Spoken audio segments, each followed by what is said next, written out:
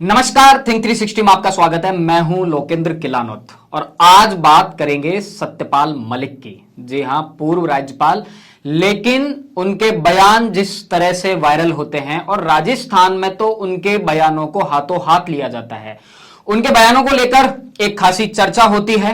सत्यपाल मलिक भी निराश नहीं करते, जब उन्हें मौका मिलता है वो चाहे जिसको लपेट लेते हैं और मोदी सरकार पर उनके बयान जिस तरह से प्रहार करते हैं वो पूरे देश में चर्चा का विषय बन जाते हैं। हाल ही में सत्यपाल मलिक का एक इंटरव्यू एक बार फिर से वायरल है, उस पर चर्चा है। लगातार आरोप प्रत्यारोप का दौर जारी है। लोगों की तमाम तरह की प्रतिक्रियाएं देखने को मिली है और इस पूरे मुद्दे पर आज हमारे वरिष्ठ पत्रकार और राजनीतिक विश्लेषक प्रदीप बिदावत के साथ में चर्चा करेंगे। प्रदीप जी, स्वागत है आपका। सत्यपाल मलिक कोई भी मौका छोड़ते नहीं है। नहीं, सम्मेलन में वो आते हैं, कहते हैं कि कभी गोवा आना तो सरकारी खर्चे पर रुकना। संवैधानिक पद पर बैठा हुआ एक आदमी, बाड़मेर के एक पत्रकार को अरेस्ट करवाने में उनका नाम आता है और अब करण थापर के साथ में उनका ये इंटरव्यू, जबकि उनके जो बयान वायरल होते हैं लोग अक्सर मोदी सरकार को घेरने के लिए वो ठीक ठाक मसाला दे देते हैं। एक बार फिर से चर्चा में है। देखिए, आप जो कह रहे हो ना, मैं इससे राब्ता नहीं रखता। आप कह रहे हो कि हर बार ऐसा नहीं है। सत्यपाल मलिक की अगर अपन हिस्ट्री देखें तो वो हमलावर कब हुए हैं जी।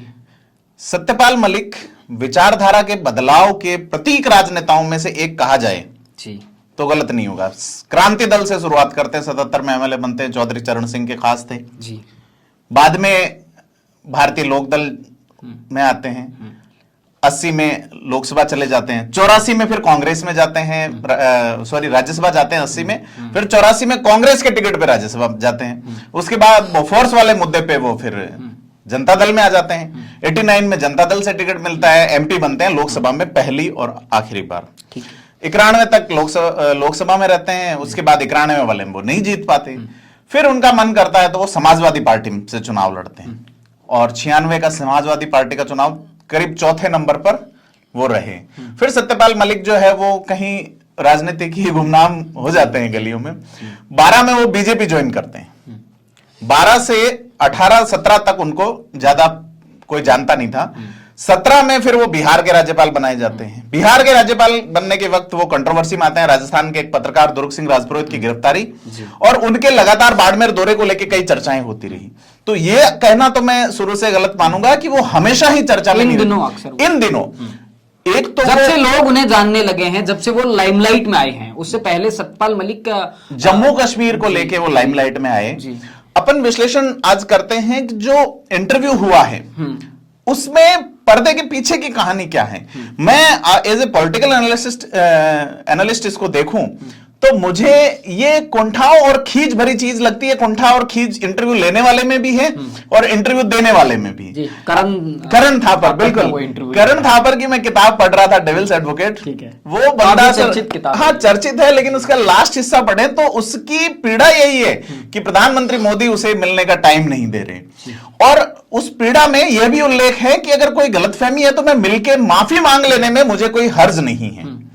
तो वो उन्होंने किताब में लिखा है। इसमें उनकी ईमानदारी है करण थापर की। करण थापर के बारे में बता दूं, करण थापर के पिता भारतीय सेना के एकमात्र ऐसे अध्यक्ष रहे हैं जिसकी सदारत में देश युद्ध हारा है ना, और उसे इस्तीफा देना पड़ा है। करण थापर ने कभी अपने पिता का इंटरव्यू नहीं किया, जबकि उस जमाने में उन्होंने हेंडरसन ब्रुक्स रिपोर्ट जो है कि भारत चीन का युद्ध क्यों हारा, उस पर मैंने कभी करण थापर के मुंह से किसी से सवाल नहीं सुना। तो ये और करण थापर का अपॉइंटमेंट कैसे होता है एज ए जर्नलिस्ट लंदन के अंदर। उनको जब वो जाते हैं एक मीडिया हाउस में तो वहां पूछते हैं कि क्या तुम जवाहरलाल नेहरू के रिश्तेदार हो, तो हाँ, नयनतारा सहगल मेरी मामी है, वो किताब में लिखते हैं।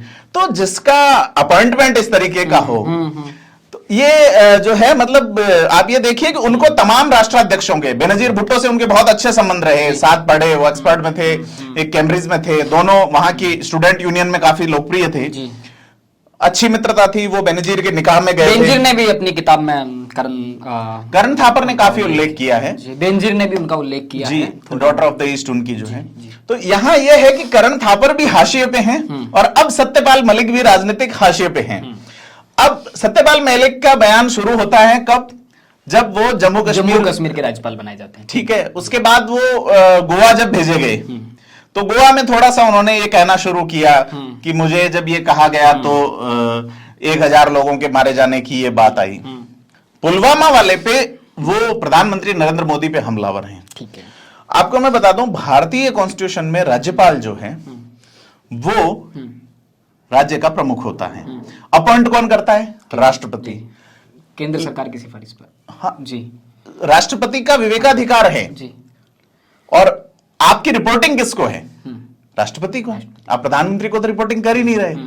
तो ये हम जब इस जो कॉन्स्टिट्यूशन को समझने की कोशिश करने वाले लोग जब इस दिशा में देखते हैं तो ये अटेंशन सीकर एक चीज है कि ध्यान खींची जाए इस इंटरव्यू के माध्यम से। करण थापर हमेशा ही इसी तरह के इंटरव्यू करते रहे, वो देश का गौरव रहे। कपिल देव को अपने इंटरव्यू में रुला देते हैं। वो नरेंद्र मोदी के इंटरव्यू में उनका काफी चर्चित इंटरव्यू रहा। जयललिता जो है उसका उनके साथ उनका इंटरव्यू था तो वो जयललिता उन पर भड़क गई। तो वो क्या है कि ऐसी चीजें निकालने को लेकर आपको जान के हैरत होगी कि जब देश में भयंकर वित्तीय संकट चल रहा था, देश का फॉरेन रिजर्व चुक चुका था, देश का सोना गिरवी रखा गया था, उस समय प्रधानमंत्री से इंटरव्यू में करण थापर की सदारत में उनका जो पत्रकार है सव्यसाची जैन जिसका नाम है, वो ये पूछता है कि आप कंघी क्यों नहीं करते बालों में?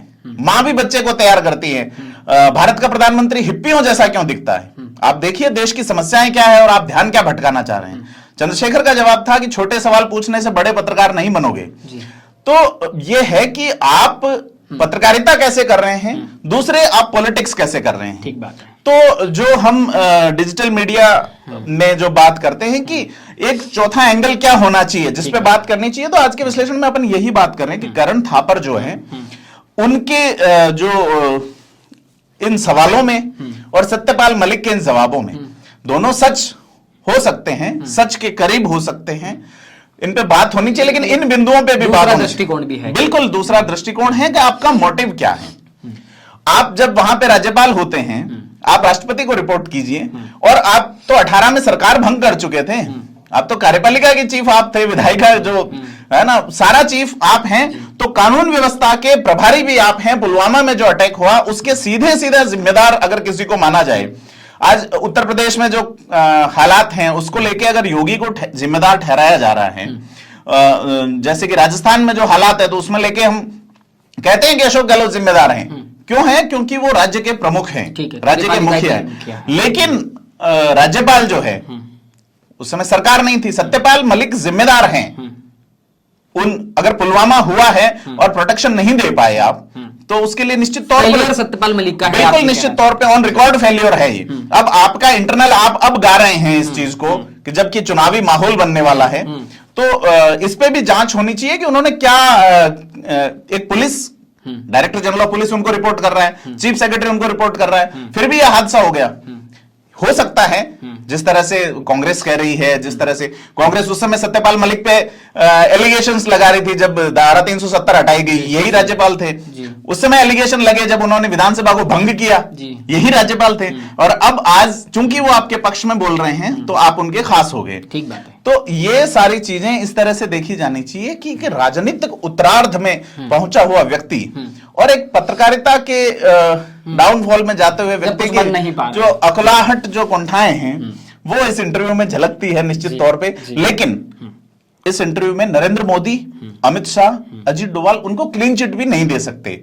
इसके बाद जांच होनी चाहिए। उन्होंने तो साफ साफ कहा है कि नरेंद्र मोदी ने उनसे कहा कि चुप रहिए। सीआरपीएफ पर जो हमला हुआ उसको लेकर भी, ना केवल पुलवामा, बहुत सारे मुद्दों पर सत्यपाल मलिक ने उस पूरे मामले, कानून व्यवस्था जो है अकॉर्डिंग टू कॉन्स्टिट्यूशन राज्य का विषय है, राज्य के प्रमुख आप हैं, तो आप अभी जो हिम्मत दिखा रहे हैं उस वक्त दिखानी चाहिए थी कि इतिहास में मेरा नाम दर्ज हो रहा है। प्रधानमंत्री कानून व्यवस्था का वो जिम्मेदार नहीं है जी। आप जब वहां पंजाब को लेके ये कहते हैं कि नरेंद्र मोदी ने मुझसे बात नहीं की, केंद्र सरकार उनको कंट्रोल भी, उसके बाद भी आप राज्यपाल के पद स्वीकारते रहे हैं ना। आप गोवा में रहे हैं, आप मेघालय में रहे हैं, अब आपको लगा कि अब ये जो है ना वो समय चुक रहा है और अब राजनीतिक पारी वापस कैसे शुरू की जाए। पब्लिकली इन्होंने 2 चुनाव लड़े हैं, मतलब 2 बार ये, एक बार लोकसभा में रहे, एक बार विधानसभा में रहे, 2 बार राज्यसभा सांसद रहे, दोनों बार अलग अलग पार्टियों से। तो इनका देखने वाला ये है मामला कि सत्यपाल मलिक का ये जो इंटरव्यू है, इस पे जो बातें लोग कर रहे हैं वो तो सच है उस पे बात होनी चाहिए, जांच अगर होनी प्रभावी है तो दूसरे देखना चाहिए। लेकिन मैं ये कह रहा हूं जो बात कह रहे हैं वो लोग कौन है। ठीक बात है। और वो ऐसा हम बहुत देखते हैं, retired IAS, retired IPS, retired CM, ये लोग किताबें लिखते हैं, ऐसा हो गया वो हो गया। तो ये ऑन रिकॉर्ड आपका फेल्योर है कि आप उसकी सदारत कर रहे थे, आप उसके मुखिया थे, और आपका फेल्योर है नैतिक रूप से आपको उस समय इस्तीफा देना चाहिए। सतपाल मलिक ना केवल सरकार की बल्कि खुद अपनी पोल अपनी जुबान से खोल रहे हैं। अगर इस एंगल से देखा जाना चाहिए, फेल्योर आपका था ऑन कॉन्स्टिट्यूशनल। आप लॉ ग्रेजुएट हैं, आप ये चीजें और कश्मीर के इतिहास में पहला ऐसा व्यक्ति गवर्नर बना करण सिंह के बाद जो पॉलिटिशियन रहा। उससे पहले आईएएस, आईपीएस और सेना के रिटायर्ड अधिकारी ही कश्मीर के गवर्नर रहे हैं, कि जो कभी पॉलिटिशियन रहे हैं लेकिन वो लोग या तो आईएएस थे या आईपीएस थे, बाद में पॉलिटिक्स में आए, जैसे जगमोहन थे। तो जम्मू कश्मीर के इतिहास में पहला पॉलिटिकल व्यक्ति जो जम्मू कश्मीर का नहीं था। महाराजा करण सिंह कश्मीर तो राज प्रमुख के नाते वहां उस समय जो व्यवस्था थी उसमें वो गवर्नर थे, पूर्व महाराजा जो थे। लेकिन सत्यपाल मलिक पहले व्यक्ति जो कि एक सिविल पॉलिटिशियन है और उनका पेशा ही पॉलिटिक्स है, और वो गवर्नर बने और कश्मीर जो है वो बिल्कुल बदल गया।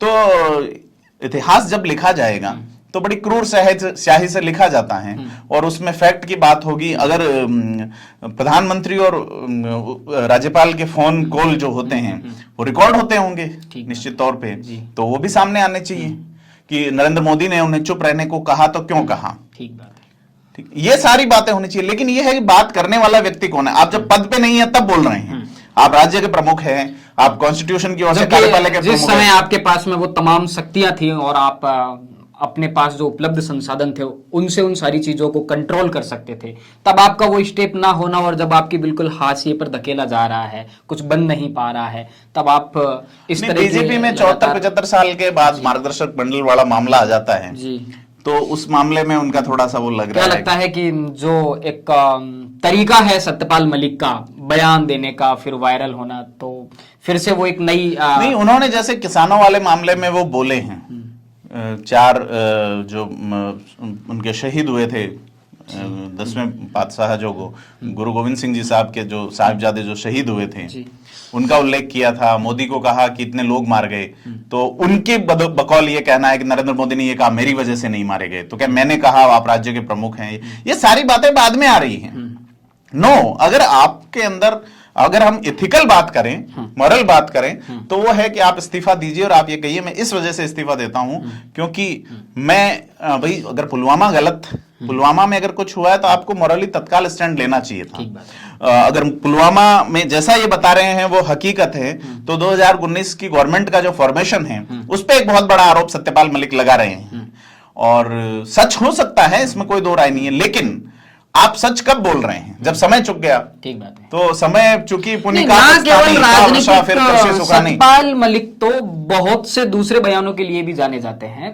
उनको देखिए वाले एंगल से भी देखा जाने लगा है। उनका आप बयान याद कीजिए और उनकी जाति ने उसको हाथों हाथ उठा लिया। वो एक देखो वो एक मार्शल कौम के बड़े नेता हैं, इसमें कोई दो राय नहीं है। बागपत से वो एमपी रहे हैं, बागपत से मतलब राजनीतिक, तो इस नाते तो पॉलिटिकल बयान तो लोग देते हैं, लेकिन ऐसा संवैधानिक पद पर बैठे हुए व्यक्ति और फिर कहते हैं जाट समाज के कार्यक्रम में जाके कि कभी गोवा आना, उन कमरों में रुकवा दूंगा जहां राज्यपाल रुकते हैं। बिल्कुल, देखो समाज तो खुश होगा ही, होना भी चाहिए कि उसका व्यक्ति अगर इतना उसके बारे में सोच रहे हैं, लेकिन उस व्यक्ति को सोचना चाहिए कि मैं किस पद पर बैठा हूं और क्या मेरी हैसियत है। लेकिन समाज पे आप ये नहीं कह सकते। समाज अपने व्यक्ति को देख के ही खुश होता है, ग्लोरीफाई होता है, और वो अगर उन्हें ऑफर करता है खुले मन से तो समाज के लिए तो ये अच्छी चीज है अगर आप सोशल एंगल से देखते हैं। लेकिन आप अगर कॉन्स्टिट्यूशनली पॉलिटिक्स की बात करते हैं, आप नीति की, आप मॉरल की बात करते हैं, तो फिर आप कहां ठहरते हैं? वो सारी चीजें हैं। करण थापर और इनके इंटरव्यू का कंक्लूजन यही है कि इसमें लगाए हुए आरोप जो हैं उनकी जांच, और उसको लेके तमाम लोग बातें कर रहे हैं। तो ये चूंकि वायरल हो रहा है, सारी मीडिया कवर कर रही है, तो फिर विचार आया कि क्यों ना उस पर बात की जाए कि ये लोग कौन हैं, इनका इतिहास क्या है और ये क्या परोस रहे हैं और कब परोस रहे हैं। क्या लगता है कि अब एक नई राजनीतिक जमीन सत्यपाल मलिक यकीनन तलाश रहे हैं क्योंकि जिस तरह से अपने लोगों को, अपनी जाति के लोगों को अपने पीछे लामबंद करना, एक इमोशनल मैसेज देना, और एक बार नहीं लगातार सत्यपाल मलिक गोवा के राज्यपाल बनने के बाद में तो लगातार ये सारी चीजें कर रहे हैं कि उनकी कम्युनिटी उनसे बिल्कुल टच में होनी चाहिए, खुश होनी चाहिए। एक बड़ा एंगल ये भी है कि बड़े जाट नेताओं के अभी केंद्र में कमी भी है। इस तरह से हमेशा जैसे जाट लीडर्स जो है जगदीप धनखड़ को अप्रोच किया है, इसको लेकर भी सत्यपाल मलिक में कहीं ना कहीं नाराजगी हो सकती है कि जब उपराष्ट्रपति उस समाज से होना चाहिए। जगदीप धनखड़ भी उस वक्त राज्यपाल थे, सत्यपाल मलिक भी उस वक्त राज्यपाल थे। देखिए जगदीप धनखड़ भी लॉयर हैं बेसिकली, और जगदीप धनखड़ भारत में पहले मंत्री भी रह चुके हैं, चंद्रशेखर की गवर्नमेंट में सांसद थे, और उनका एक अलग अप्रोच है कॉन्स्टिट्यूशनली आगे बढ़ने वाला, और वो सारा, और सत्यपाल मलिक एक अलग अप्रोच के व्यक्ति रहे हैं। तो इन मैनर में ये है कि वो यूपी वाला जो अंदाज है उसको वो अब लाए हैं कि आप जब लास्ट चुनाव 96 में लड़ा, उसके बाद आप 25-26 साल बाद, आप 27 साल बाद आप अगर ये, तो चीजें बदल चुकी हैं। अब ये है कि आप भारत को किस स्तर पे लेके जाना चाहते हैं, क्या आप, हाँ आपके अगर बयान सही है तो आप उसी समय बोलते हैं। आप ये देखिए करण थापर की जर्नलिज्म जो है, करण थापर कपिल देव का इंटरव्यू करता है कि आपकी लाइफ पे बात करेंगे। कपिल देव को जब ये पूछते हैं कि आप अपने आप को भारत में सर्वाधिक विकेट लेने वाले बॉलर के रूप में जाना पसंद करेंगे या मैच फिक्सर, जैसे कि आपको ये कहा गया है कि आपने चुनाव मैच हारने के लिए पैसे लिए, कपिल देव रो पड़े, और वो बड़े गर्व से उसमें उल्लेख करते हैं कि किस तरह से हिंदुस्तान टाइम्स ने उस खबर को बेचा। तो कपिल देव गौरव था उस समय जब भारतीय टीम डरती थी, तेज गेंदबाजों की कमी थी, पहला विश्व कप दिलाया जिन्होंने। तो आप अगर कैमरे पे इन चीजों को डी ग्लोरीफाई करेंगे, करण थापर की जर्नलिज्म को अगर अपन देखें, बकौल उनकी किताब, तो वो प्रधानमंत्री चंद्रशेखर को डी ग्लोरीफाई करते हैं। उनका पूर्वाग्रह रहता है वीपी सिंह को लेके, बाद में फोटोग्राफी और फूलों के शौक और ये मिलते जुलते थे तो अच्छी मित्रता हो गई, चंद्रशेखर से भी उनकी बाद में मित्रता हो गई। आडवाणी को वो डी ग्लोरीफाई करते हैं, आडवाणी से रिश्ते टूट जाते हैं, बाद में वापस वो बना लेते हैं। लेकिन नरेंद्र मोदी के साथ उनके रिश्ते सहज नहीं हो पाए 2007 के एक इंटरव्यू के बाद में, और वो इसी पे खुश होते रहे कि चलो मैंने एक मुख्यमंत्री, तीसरी बार के 2 बार के लगातार मुख्यमंत्री को, और उन्होंने इसको उल्लेखित भी किया है IBN CNN का जो इंटरव्यू था, उसके बाद वो उन्होंने जयललिता और उसको लेके, तो निजी हमले और इन चीजों के लिए करण थापर हमेशा पहचाने जाते रहे हैं। हालांकि पत्रकारों में इस तरह की हिम्मत होना भी बड़ी बात है। तो कुछ पत्रकारों ने तो सो मोटो, आप देखते हैं फॉरेन के जर्नलिस्ट को या कई हमारे यहाँ के भी पत्रकार के, वो अपने दम पे करते हैं। लेकिन करण थापर का दम जो है वो है कि नेहरू फैमिली से रिलेटिव होना और एक बड़े जनरल के बेटे होना। बहुत बड़ा आरोप मैं कहूं कि करण थापर पर लगाया है कि उन्होंने कभी अपने पिता का इंटरव्यू नहीं किया। नहीं, आरोप नहीं, मतलब सच्चाई है, बिल्कुल सच्चाई है, आरोप क्या। और वो भी तब जब भारत ने हजारों जवान खोए थे, भारत एकमात्र बड़ा युद्ध हारा है, और उसके जो आर्मी चीफ थे उस वक्त वो करण थापर थे। मुझे याद है कहीं मैंने पढ़ा, हमारे राष्ट्रपति हुआ करते थे माननीय सर्वपल्ली डॉक्टर राधाकृष्णन, जब पत्रकारों ने उनको पूछा और कहा कि जो हमारे रक्षा मंत्री थे मेनन, उनके लिए कि भारत की फौज जो है, जनरल जो है वो वहां, रक्षा मंत्री जो है वो फौजी के पास नहीं जा रहा है, तो क्या मेनन अरेस्ट हो सकते हैं? तो राधाकृष्णन कहते हैं काश ऐसा हो सकता। फिर वो पूछते हैं कि आपस में जब उन्होंने बात की तो मेनन राष्ट्रपति को ये कहते हैं कि दिल्ली से प्लानिंग करना ठीक रहेगा, गैप है चाइना बॉर्डर और दिल्ली के बीच में।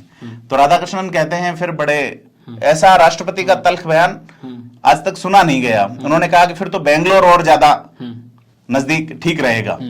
तो ये स्थिति इस देश की रही है, और ये ऑन रिकॉर्ड है कि भारत के पहले ऐसे जनरल जिन्होंने असफलता के कारण इस्तीफा दिया, और करण थापर उस पर डिस्कस करने से हमेशा बचते रहे। उन्होंने किया नहीं। सैम मानेकशॉ का एक बहुत चर्चित तो नहीं, मैं कहूंगा कि उन्होंने इंदिरा गांधी को कहा था 71 की वॉर के टाइम पे कि मैडम अगर 62 के वॉर में आपके पिता का जनरल अगर मैं होता तो आपको, आपके पिता को हार का मुंह नहीं देखना पड़ता। पिता को क्यों? देश हारा था, पिता या वो नहीं, नेहरू के साथ पूरा देश खड़ा हुआ था। पक्ष विपक्ष दोनों एक आते हैं इस मुद्दे पे। इंटरव्यू करना नहीं करना, टाइमिंग, एक पत्रकार अपने पिता का इंटरव्यू ले वो अलग बात है, लेकिन मैं आपको एक बताना चाह रहा हूं कि ये फैक्ट है, ये हिस्ट्री है। आप पिता का इंटरव्यू नहीं कर रहे हैं, लेकिन आप कभी उन लोगों का तो कीजिए जो चाइना वार हारने के कारण जो ब्रुक्स हैंडरसन रिपोर्ट की जो बात आती है वो आज तक सार्वजनिक नहीं हुई। भारत चीन की लड़ाई क्यों हारा, ये सवाल मेरे जहन में 61 साल बाद भी, उस घटना के, उस वॉर के होने के बाद भी ताजा है, और उसका जवाब आज तक नहीं किसी कोई जर्नलिस्ट नहीं कर पाया। जनरल वीके सिंह तो जनरल थापर की नियुक्ति पर भी प्रश्न चिन्ह लगाते हैं कि वो दौर था जब नेहरू ने बहुत जो सीनियर जनरल थे, लेफ्टिनेंट जनरल थे, उनको टाइम से पहले विदाई दे दी। बिल्कुल, उन्होंने जो टाइमिंग था, जैसे उस समय जब बात हुई थी तो नेहरू तो अंग्रेजी जनरल ही रखना चाहते थे कि वे फॉरेन का ही, जैसे एयरफोर्स नेवी में, लेकिन अपने राजस्थान में ही जो गुमानपुरा है वहां के एक ठाकुर थे नथु सिंह जी, तो वो ब्रिगेडियर हुआ करते थे। उन्होंने कहा नहीं भारतीय, तो फिर उन्होंने कहा क्या आप जनरल बनना पसंद करेंगे, तो उन्होंने कहा नहीं, के.एम. करियप्पा मुझसे सीनियर है। तो के.एम. करियप्पा भारत के पहले जनरल बने जिनको फील्ड मार्शल, और पहले फील्ड मार्शल की उपाधि भी उनको बाद में दी गई। दूसरे रहे राजेंद्र सिंह जाडेजा, लेकिन बाद में यह है कि जो स्टेट फोर्सेज से आए थे और इस तरह के उत्साही लोग थे, उन लोगों को नेहरू पसंद नहीं करते थे। इवन पीएम आवास भी उन्होंने उस समय का जो अंग्रेजों के समय का जो सेना का जो मुख्यालय हुआ करता था उसको बनाया, सेना अध्यक्ष का मुख्यालय। तो यह है कि सेना कभी भी डेमोक्रेटिक व्यवस्था पे हावी नहीं हो, इसके लिए नेहरू ने हमेशा कोशिश की।